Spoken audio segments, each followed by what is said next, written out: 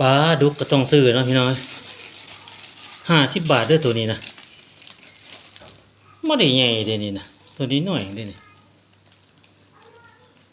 ถ้าซื้อตามท้องตลาดที่เป็นปลาเป็นนะประมาณ20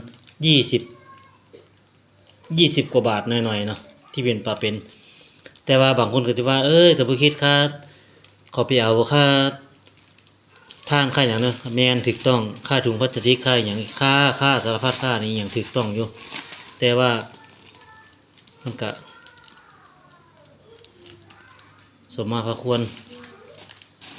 เพราะว่าซื้อกินเนาะบ่ได้ว่าแพงเด้อแต่ว่ามันก็มีอีกตัวหนึงที่ใหญ่กว่านี้เนาะแต่ว่าซี่ให้แล้วมันบ่เอาใส่ถุงให้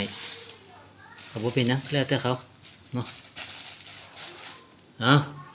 นี่ละอาหารเช้าพี่น้องเอ้ย